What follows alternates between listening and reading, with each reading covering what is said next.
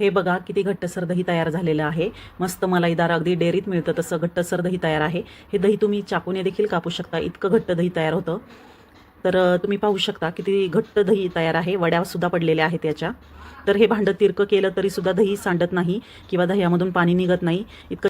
तर वड्या पडतील इतकं घट्ट दही कसं बनवायचं आणि दही आंबट होऊ नये म्हणून मी टिप्स सांगितले आहे. त्यासाठी व्हिडिओ शेवटपर्यंत नक्की पहा. तर रेसिपी खूप सोपी आहे. फक्त काही टिप्स लक्षात घेतल्या तर तुमचंही दही व्यवस्थित बनणार, घट्ट बनणार, त्याला पाणी सुटणार नाही आणि आंबटही नाही बनणार. तर रेसिपीला सुरुवात करूया. तर इथे मी अर्धा लिटर दुधाचं दही बनवणार आहे म्हणून मी इथे अर्धा लिटर दूध घेतलेलं आहे. तर इथं मी फुल क्रीम दूध वापरणार आहे, म्हशीचं दूध. तुम्ही तुमच्याकडे कुठलं जे असेल ते तुम्ही वापरू शकता. गवळीकडनं घेत असाल दूधवाल्या भैयाकडनं तर ते सुद्धा दूध तुम्ही वापरू शकता. तर आता दूध आपल्याला तापवून घ्यायचं आहे. तर इथे मी अर्धा लिटर दुधाचे दही बनवणार आहे. तुम्हाला किती दही बनवायचं आहे त्यानुसार तुम्ही दूध घ्या. तर दूध पातेल्यामध्ये काढून घेत आहे. आता हे दूध कमी गॅसवर चांगलं उकळून घ्यायचं आहे. मंद आचेवर मी हे दूध उकळून घेत आहे. तर दुधाला चांगली उकळी आली की त्यावर जी साय जमा होते ती दुधामध्ये सारून द्यायची, मिक्स करायची, म्हणजे छान मलाईदार आपलं घट्ट दही तयार होतं. आता दुधाला चांगली उकळी आलेली आहे. अजून 1 ते 2 मिनिटे उकळू द्यायचं दूध. जर तुम्ही गाईचं दूध वापरणार असेल तर तुम्हाला ते जास्त वेळ उकळून घ्यावे लागेल, आटवावं लागणार, कारण गाईचे दूध म्हशीच्या दुधाच्या तुलनेत पातळ असते. म्हणून इथे मी म्हशीचं दूध घेतलं आहे. मी हे दूध आटवणार नाही अजिबात, कारण हे फुलक्रीम दूध आहे, याला आटवायची गरज नाही. पण तुम्ही जर दूधवाल्या भैयाकडनं दूध घेत असाल तर ते थोडे तरी पाणी दुधात मिसळत असतात. म्हणून जर दूधवाल्या भैयाकडून दूध घेतलं असेल तर ते थोडा वेळ आटवावं लागेल, म्हणजे त्यातला पाण्याचा अंश कमी होतो, मग त्या दुधाचे घट्टसर दही तयार होते. पण इथे मी पिशवीचं फुलक्रीम दूध घेतलेलं आहे म्हणून, आणि मी या दुधामध्ये अजिबात पाणी वापरलेलं नाही म्हणून मी हे दूध अजिबात आटवणार नाही. तर आता हे दूध चांगलं उकळलेलं आहे. आता गॅस बंद करायचं आणि हे दूध कोमट करून घ्यायचं आहे. तर आता मी गॅसवरनं दूध खाली उतरवलं आहे आणि आता हे कोमट करून घेणार आहे. तर काही वेळानंतर दूध कोमट झालं आहे की नाही हे चेक करायचं आहे. दूध चेक करायच्या आधी दूध चमच्याने किंवा विस्कने व्यवस्थित मिक्स करून घ्यायचं, कारण असं केल्यामुळे दुधाचं टेम्परेचर सर्व ठिकाणी एकसारखं होतं आणि दुधाचं टेम्परेचर मोजायला आपल्याला सोपं जातं. ही प्रोसेस नक्की करायची आहे, ही महत्त्वाची टिप आहे. आता दूध बऱ्यापैकी थंड झालेलं आहे. मी चमच्याने मिक्स करून घेत आहे, म्हणजे सर्व दुधाचं टेम्परेचर एकसारखं राहील, कारण दही लावण्यासाठी आपल्याला दूध कोमट हवं आहे, गरम नको किंवा थंड नको. तर आता हे मी चमच्याने व्यवस्थित मिक्स करून घेतले. सर्व दुधाचं एकसारखं टेम्परेचर झाले. आता आपण बोटाने चेक करायचं. आता यामध्ये एक बोट घालून बघायचं. 1 मिनिटभर जरी आपण दुधात बोट ठेवलं तरी आपल्याला चटका बसणार नाही. आपल्याला चटके सोसवेल इतकं हे गरम असायला हवं, म्हणजे इतकं कोमट असायला हवं. तर दही लावण्यासाठी दूध कोमटच हवं आहे, म्हणजे बोटाला चटका बसणार नाही, इतकं कोमट पाहिजे. जर तुम्ही हे दूध जास्त गरम वापरलं तर दह्याला पाणी सुटेल, ही टिप नक्की लक्षात ठेवा. आणि दही टेस्टला आंबटसुद्धा होऊ शकतं, म्हणून जास्त गरम दूध वापरायचं नाही आणि जास्त थंड दूधसुद्धा वापरायचं नाही, नाहीतर दही लवकर तयार होत नाही आणि घट्टसर होत नाही, पाणी सुटल्यासारखं होतं. म्हणून दूध कोमटच हवं आहे. गरम दूध नको आणि थंड दूध नको, बोटाला चटका बसणार नाही इतकं कोमट दूध हवं आहे. तर आता ज्या भांड्यामध्ये आपल्याला दही लावायचे ते भांडं घेतलेलं आहे. शक्यतो ज्या भांड्यात दूध आपण गरम केलं आहे ते भांडं दही लावण्यासाठी वापरू नका, ही टिप लक्षात ठेवा. दुसरी महत्त्वाची टिप, दही लावण्यासाठी पसरट आकाराचे भांडे वापरायचे, उंच उभट आकाराचं भांडं वापरायचं नाही.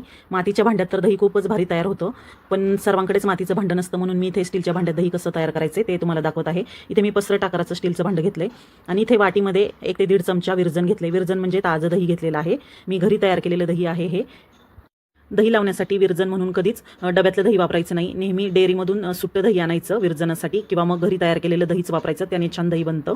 तर इथे 1.5 चमचा मी दही घेतलं आहे, त्यातलं 1 चमचा मी या ज्या भांड्यात मी दही लावणार आहे त्यामध्ये काढून घेतलं आहे. गाठी असतील तर मोडून घ्यायच्या, चांगलं फेटून घ्यायचं आणि असं ज्या भांड्यात आपण दही लावणार आहे त्या भांड्यामध्ये असं पसरून घ्यायचं. चमच्याने सर्व बाजूने असं पसरून घ्यायचं विरजन, म्हणजे छान घट्ट दही तयार होतं. तर इथे मी चमच्याभर दही टाकलेलं आहे, दह्याचं विरजन. तर ही टिपसुद्धा तुम्ही नक्की लक्षात ठेवा की डब्यातलं दही अजिबात वापरायचं नाही विरजन म्हणून, त्याने दही चांगलं तयार होत नाही. आता दही लावायच्या आधी पुन्हा एकदा मी चेक करत आहे, तर आपलं दूध कोमट आहे की नाही हे पण गरजेचं आहे. दूध कोमटच पाहिजे आपल्याला, ही महत्त्वाची टिप आहे. जर कोमट दूध असेल तरच आपलं दही चांगलं तयार होणार आहे. जास्त गरम वापरलं तर पाणी सुटणार दह्याला आणि आंबट दही तयार होणार, असे गुठळ्या तयार होणार त्याच्या, व्यवस्थित दही एकसारखं लागणार नाही. आता हे उरलेलं थोडंसं अर्धा चमचा जे दही आहे विरजन म्हणून मी वापरलेलं ते चांगलं मिक्स करून घेतलं, फेटून घेतलं, त्याच्या गाठी मोडून या दुधामध्ये टाकलेले आहेत. तर अर्धा लिटर दुधाला 1 चमचाभर विरजन टाकलं तरीही छान दही तयार होतं. पण आता इथे वाटीमध्ये अर्धा चमचा शिल्लक होतं म्हणून मी टाकलेलं आहे, नाहीतर 1 चमचा पुरेसा होतो, त्याने पण छान दही लागलं जातं. तर आता हे सर्व व्यवस्थित मिक्स करून घ्यायचं. चमच्याने सर्व बाजूने व्यवस्थित मिक्स केल्यानंतर म्हणजे यामध्ये जे आपण दही टाकले विरजन म्हणून ते या दुधामध्ये मिक्स होतं आणि छान घट्टसर दाटसर आपलं दही तयार होतं. तर आता यावर झाकण ठेवून हे 5 ते 6 तासाकरता किचन ओट्यावरती दही तयार होण्यासाठी ठेवून द्यायचं आहे उबदार ठिकाणी. तर महत्त्वाची टीप लक्षात घ्या की दही तयार होईपर्यंत 5 ते 6 तासापर्यंत याचे झाकण अजिबात उघडायचे नाही. नाहीतर यामध्ये जी वाफ तयार झालेली असते ती निघून जाईल आणि त्यामुळे आपलं दही व्यवस्थित घट्टसर तयार होणार नाही. हे दही तुम्ही हिवाळ्यात किंवा पावसाळ्यात जर बनवत असाल तर दही तयार व्हायला 7 ते 8 तास लागतात, म्हणजे हिवाळ्यात आणि पावसाळ्यात. आणि तर तेवढा वेळ हे दही झाकून बाजूला ठेवून द्यायचं 7 ते 8 तास. झाकण उघडून बघायचं नाही.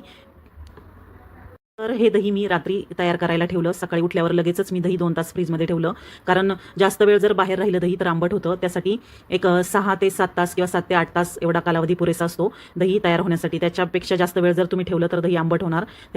तर हे दही मी रात्री तयार करायला ठेवलं होतं. सकाळी उठल्यावर लगेचच मी दही 2 तास फ्रीजमध्ये ठेवलं होतं, कारण जास्त वेळ बाहेर ठेवलं नाही आंबट होऊ नये म्हणून. तर फ्रीजमध्ये दही ठेवून दिल्यामुळे आपले दही अजिबात आंबट होत नाही. ही टीप तुम्ही नक्की लक्षात ठेवा. दही तयार झालं की लगेचच फ्रीजमध्ये ठेवायचं, म्हणजे दही घट्ट पण राहतं आणि आंबट पण होत नाही. तर ही महत्त्वाची टीप आहे. तर मस्त असं रात्रभर हे दही तयार झाल्यानंतर सकाळी मी दुसऱ्या दिवशी लगेचच उठल्यानंतर फ्रीजमध्ये ठेवलं आणि 2 तासानंतर बाहेर काढलं. तर तुम्ही पाहू शकता किती घट्ट दही तयार झालेलं आहे. हे पहा किती भारी दही तयार झालेलं आहे. अगदी वड्या पडतील असं घट्ट दही तयार झालेलं आहे. तर तुम्ही पाहू शकता खूप छान आपलं दही तयार झालेलं आहे आणि अजिबात आंबटसुद्धा झालेलं नाही, कारण मी दही तयार झाल्यावर लगेच फ्रीजमध्ये ठेवलं, म्हणजे आंबट होत नाही दही. आणि उन्हाळ्याच्या दिवसात तर लगेचच आंबट होतं दही, त्यामुळे 5 ते 6 तासानंतर किंवा 7 ते 8 तासानंतर लगेचच दही तयार झाल्यावर फ्रीजमध्ये ठेवायचं. ते किती छान वड्या पडल्या तुम्ही पाहू शकता. सुरीने सुद्धा कापलं ना तरी सुद्धा याच्या छान वड्या पडतात, इतकं घट्ट दही तयार झाले. हे पहा चमच्यात मी दही घेऊन दाखवले तुम्हाला, किती छान घट्ट दही तयार झाले आणि अजिबात याला पाणी सुटलेलं नाही. मस्त असं घट्ट डेअरीमध्ये मिळतं तसं दही तयार झालेलं आहे.